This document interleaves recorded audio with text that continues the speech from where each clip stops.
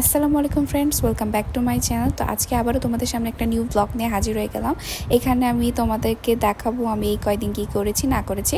এর আগে তোমরা যদি আমার চ্যানেল নিউ হয়ে থাকো, make sure to subscribe my channel and gives a thumbs up. তো আমার ফুপি হচ্ছে সিরাজগঞ্জ থেকে এসেছে, তো তারা সাথে করে হচ্ছে কাঁঠাল নিয়ে আসছিল। তো আম্মু বলে তো আমরা সবাই মিলে বিকালবেলা এই স্ন্যাক্স খাচ্ছিলাম আর অনেক অনেক লসিপ করতেছিলাম। আসলে এতদিনে যে একটু স্যাডনেস ছিল, তো একটু কথাবার্তা একটু লসিপ করাতে মনে হচ্ছিল যে একটু রিলিফ পেয়েছি। আর আমার ফুপি অনেক কথা বলতে পারে, অনেক বেশি মজার মানুষ, তার সাথে ফুপাও। তো যেহেতু আমার মন খারাপ, আমরা সবাই মিলে বিকেলবেলা চলে গিয়েছিলাম এই পার্কটায়। তো এইটা ছিল হচ্ছে টেনিস গ্রাউন্ড, তাছাড়া আরও অনেক গ্রাউন্ড ছিল এটার ভিতরে। তো আম্মু হচ্ছে আমার সামনে সামনে হাঁটতেছিল, বলতেছিল আমি নাকি তাকে ধরতে পারবো না।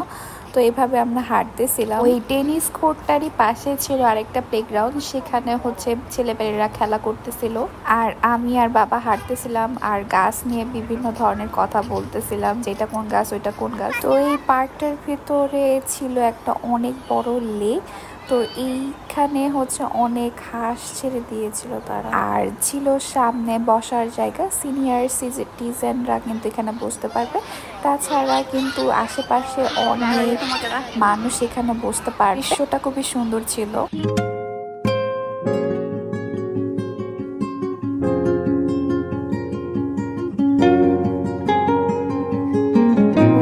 পাহাড় থেকে ফিরে আমরা অনেক বেশি টায়ার্ড হয়ে গিয়েছিলাম, তো আমরা রেস্ট নিচ্ছিলাম।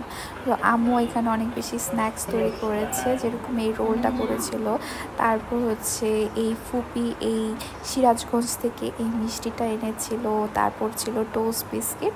তো আমরা এগুলো খাচ্ছিলাম, আবার কথাবার্তা বলতেছিলাম। সিরাজগঞ্জের মিষ্টিগুলো এতটা বেশি ইউনিক আর হচ্ছে টেস্টি হয় যে বলার মতো না। এই যে দেখো কত সুন্দর, প্রত্যেকটাই খুবই টেস্টি এবং খুবই ইউনিক। এত কিছু খাওয়ার পরে রাতে আর ডিনার করিনি, সকালবেলা ফুপির হাতের এই খিচুড়ি খেলাম।